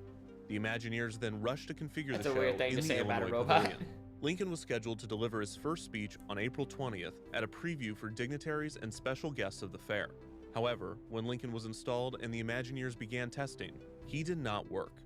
The figure would go into fits, flailing his arms, freezing, and on at least one occasion, overshooting his chair and smashing it to pieces. There are several theories as to what the exact issue was. The most common story is that the power supply at the fair was different than the one that the Imagineers used when programming Lincoln in California. The fair's power supply was unreliable and experienced constant fluctuations. According to John Hench, these surges would change the electrical signals and cause Lincoln to go into spasms. The Imagineers pulled 20-hour days in an attempt to get the figure to work in time for the preview, to no avail. When the day came, a full room of special guests were already seated to watch the show when Walt was informed by his team that Lincoln could not perform. Walt walked out onto the stage and delivered the bad news to the audience. The 1964 New York World's Fair opened without great moments with Mr. Lincoln, and the Imagineers scrambled to get the attraction operating as soon as possible. Walt and the team refused to debut the figure before it was fully ready, knowing that if the animatronic were to malfunction, this would only add fuel to the controversy surrounding it. With this in mind, the Imagineers developed clever solutions around the figure's unpredictability. Originally, the resting position of Lincoln was seated, and when a malfunction occurred or an input signal was lost, the figure would quickly return to its seated position. This often resulted in Lincoln slamming into his chair, causing an abrupt and unsightly end to the show. The solution was to change the figure's resting position to be upright, so that when something went wrong, Lincoln simply remained standing. This way, the show could be stopped, with Lincoln retaining his dignity and saving the cost of another replacement chair. Additional safeguards were added to the attraction, such as CCTVs so that the operations could watch the show and quickly shut it down if a malfunction occurred. After over a week of long, stressful recalibration sessions with the figure, the Imagineers were able to get the animatronic to perform correctly.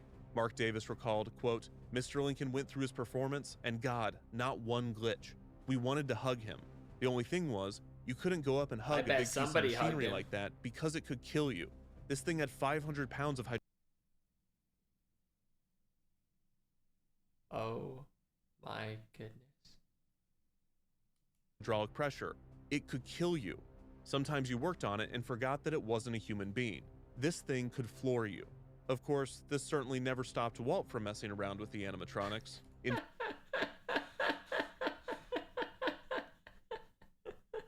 fact, it's somewhat of a miracle that he didn't get his hand ripped off by one of these things. Perhaps they knew better than to mess with him. 2 weeks after the fair opened, on May 2nd, 1964, Great Moments with Mr. Lincoln officially debuted, and audiences were finally able to witness the reanimation of the 16th president of the United States. The world is never never had a good definition of the word liberty. Even before its first performance, the attraction had already been deemed the most controversial exhibit at the fair, but many skeptics left the show impressed. The Imagineers programmed Lincoln to behave in a very subtle, dignified manner. Selective dynamic lighting assisted in the illusion, highlighting the most impressive aspects of the figure while hiding many of its defects. The script that Alger and Walt had landed on also received praise. The speech was not the Gettysburg Address, which the two felt was too predictable. Rather, a script had been written that incorporated excerpts from several of Lincoln's addresses. When initial reviews were published, the voice performance by actor Royal Dano received more criticism than the animatronic figure. Although some reviewers believe Dano achieved Lincoln's high-pitched, nasally voice better than other impersonators had. While the press was warming up to the animatronic Lincoln, the general response from the public was disbelief. Some people that were unaware of the premise of the attraction simply assumed that the machine was a real person.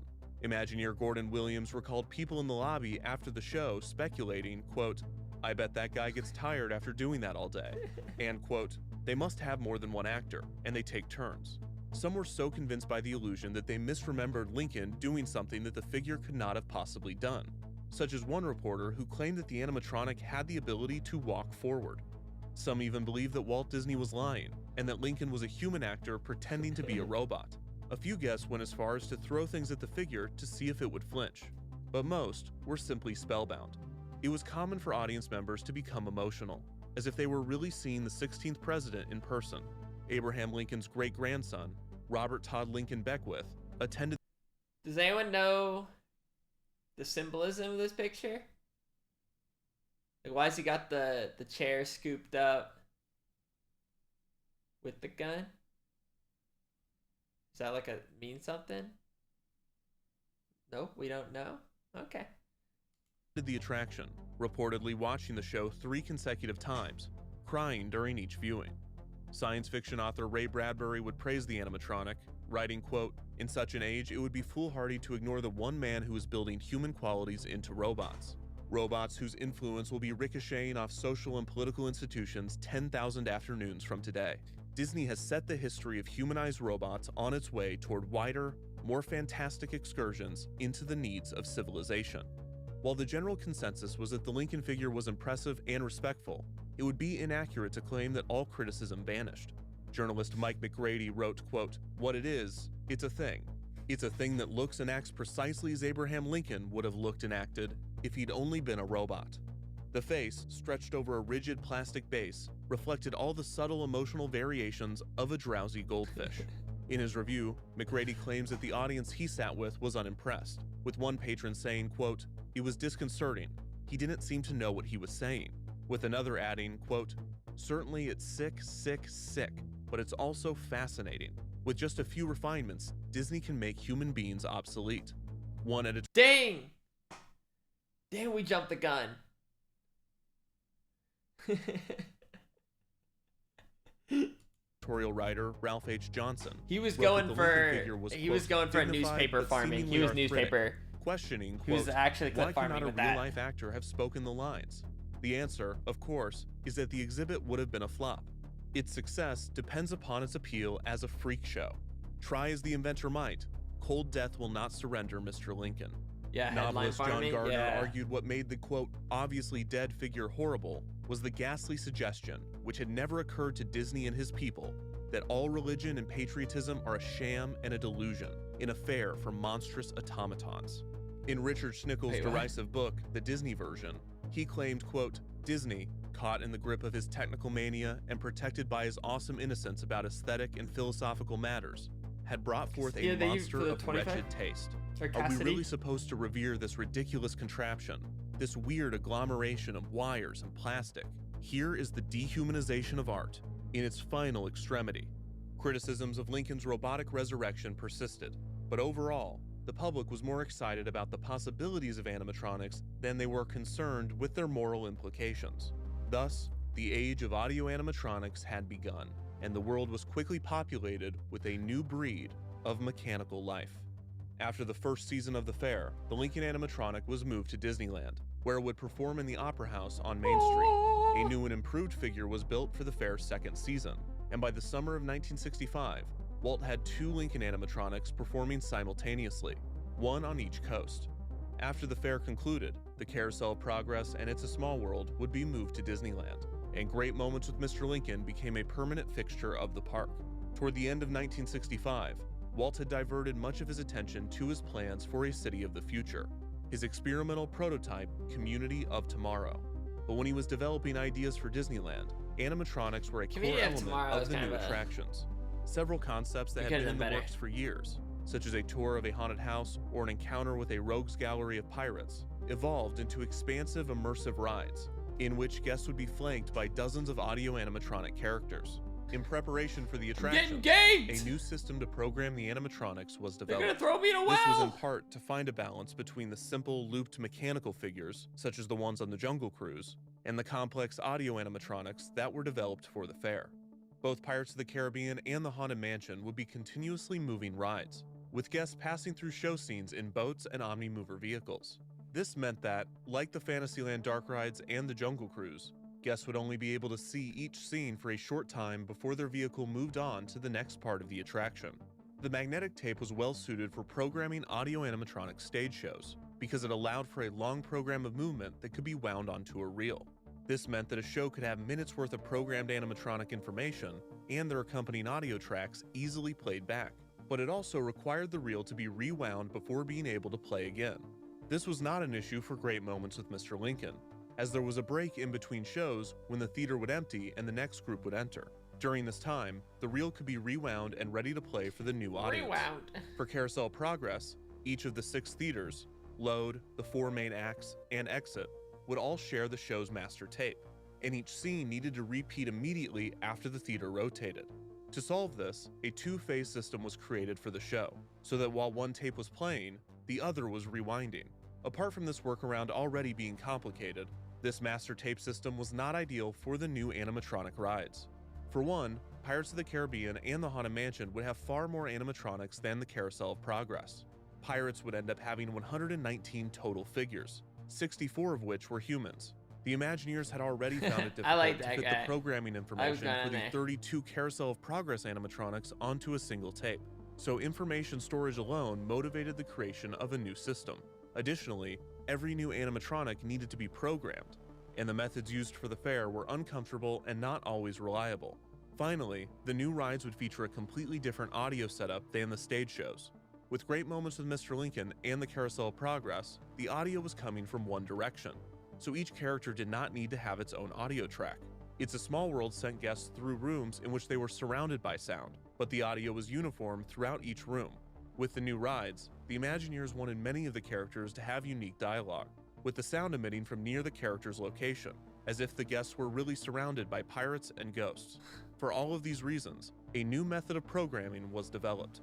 The new system would be inspired by the camshafts used by the automatons of the past, but with a space-age twist. The Imagineers would use large aluminum discs, which would be slowly rotated so that the edge of the disc would pass between a light and a photodetector. The photodetector was capable of producing an electrical current when it received photons from the light. The disc would block the light so that no photons reached the photodetector. The animators then manually cut ridges into the disc, allowing the light to pass through whenever they wanted a mechanism to be activated on the figure. This system could also control analog mechanisms that needed voltage regulation.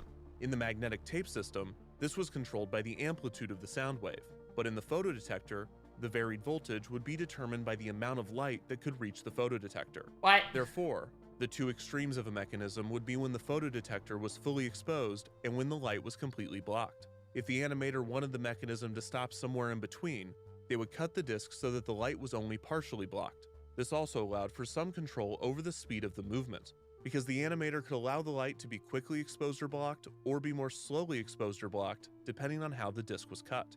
In this system, each disc controlled only one body action, so cabinets that could hold the discs in a vertical arrangement were created.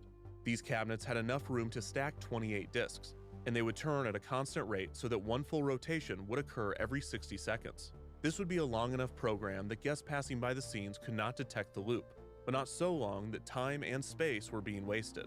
The final element was synchronizing the sound with each figure's motions, and synchronizing each figure with one another. The magnetic tape system had synchronization built in. One track would be audio, and the other tracks would be the programming information.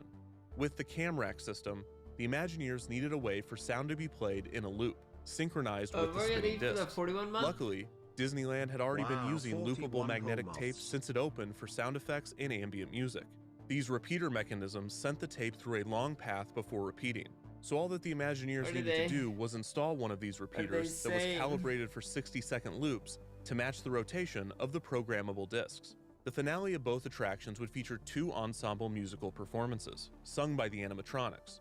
The 2 theme songs, Yo-Ho, A Pirate's Life for Me, and Grim Grinning Ghosts, would be written so that the music and lyrics lasted exactly 60 seconds, so that they could be perfectly looped along with the spinning discs.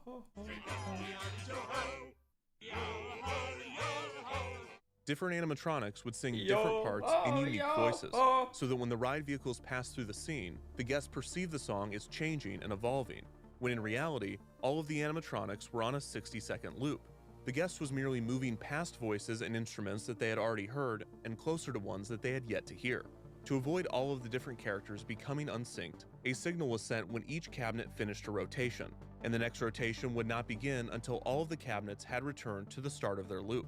This would sometimes result in a small moment of silence between audio loops, but this was typically not detectable by guests. The new cam decks had many advantages for the Imagineers that resulted in a unique guest experience.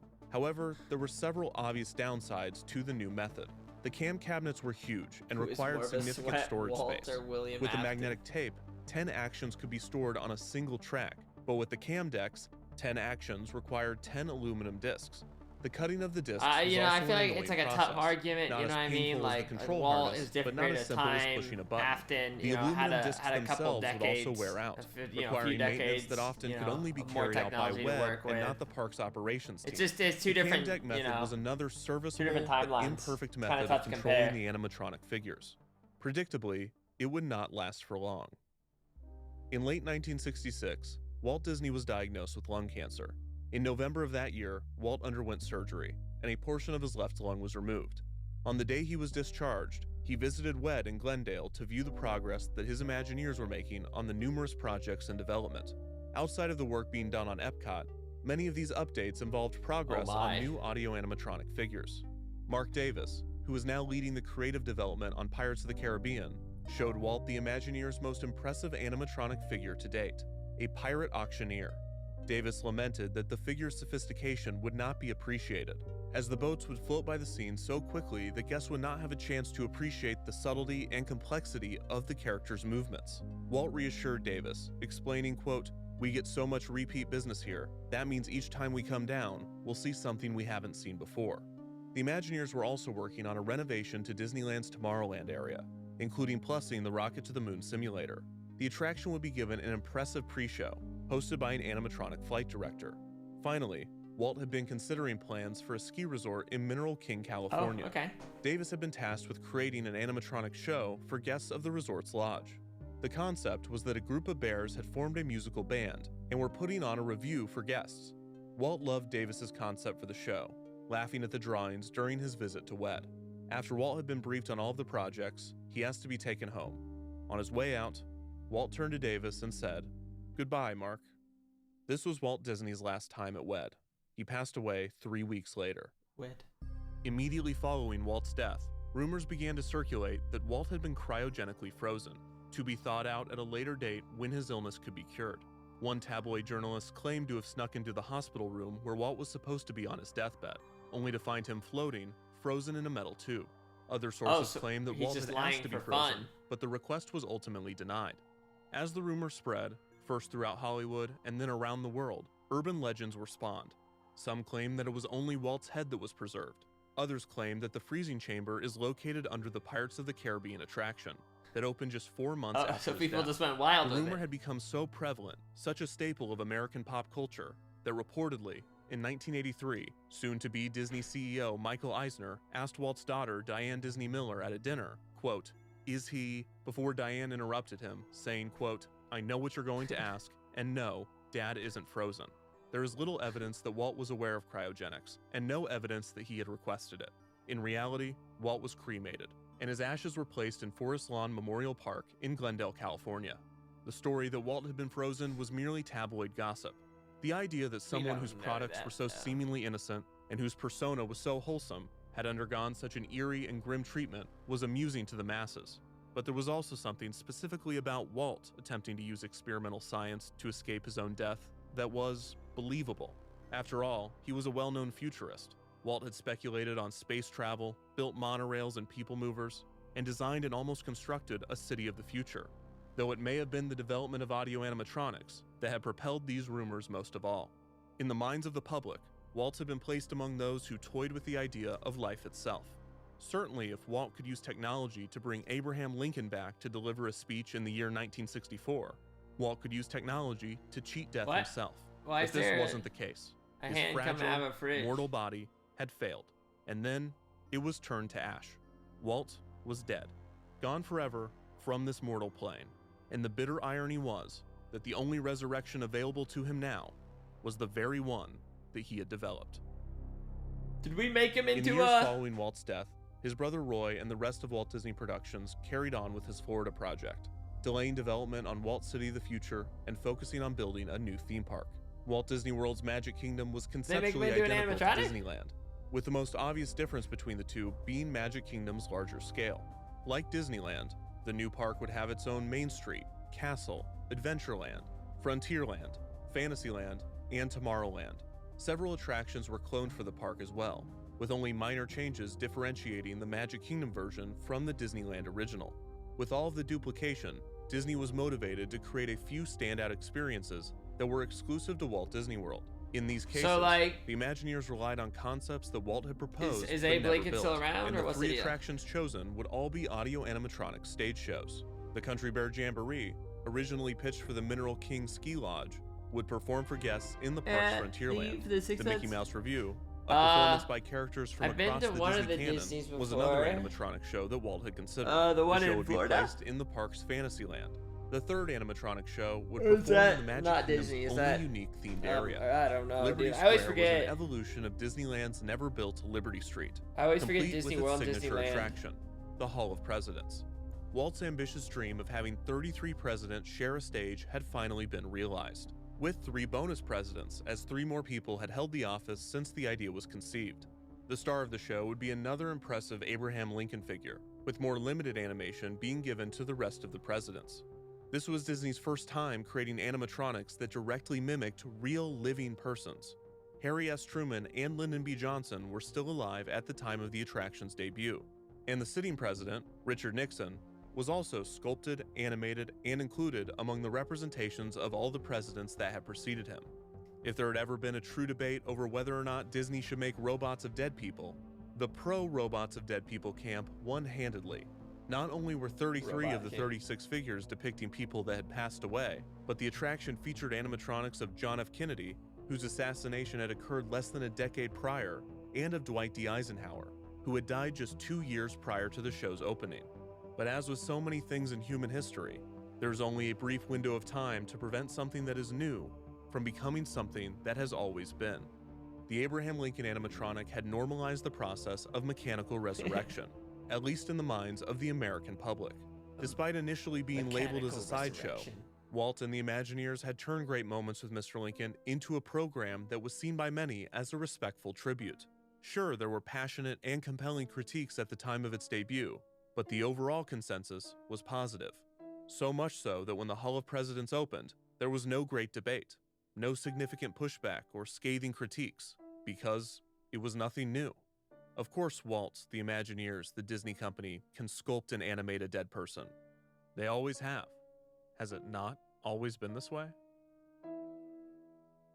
Where's Freddy? It should not come as a surprise that the elaborate animatronic stage shows of the Magic Kingdom would only be possible thanks to a new programming method. All of the work and innovation that had been done to create the magnetic tape system and the cam rack system would be made obsolete by this new method, a method that would enable people all around the world to build and program animatronics, a method that is still being used today and might owe its origin, in part, to the early age of automata. In 1819, Wolfgang von Kempelen's chess player was on tour, challenging chess masters and dignitaries to games in front of live audiences. While the Turk's secret would not be revealed for several decades, the machine was not without its skeptics. One spectator, English mathematician and philosopher Charles Babbage was impressed with the Turk as a trick, but was unconvinced of its touted ability to reason. However, the spectacle reportedly inspired Babbage to dream of a machine capable of such logical skills. In 1822, Babbage designed a device he referred to as the difference engine, a calculating machine credited as the precursor to the modern computer. The computer would not just be the new way to program animatronics, it would be the key to unlocking the next phase of mechanical life, a living machine that appeared not just to move like a human, but to sense like one, to respond like one, to think like one. There's something inside of us, and we let it out. Ah! Rah! Rah! Civex, thank you for the 32 months. Defunct. Get funked land.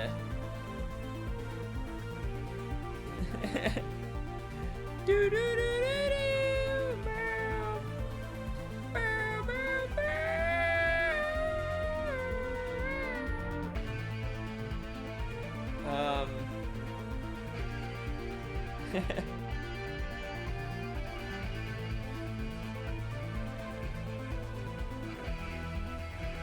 Yeah, part two, because what, that basically ended around like 70s or something, so like we're just, like, we should get right into it in a second. Should be able to get right into it. Dun, dun, dun. Dun, dun, dun. Dun, dun, dun. Da, da, da, da. I like that music though.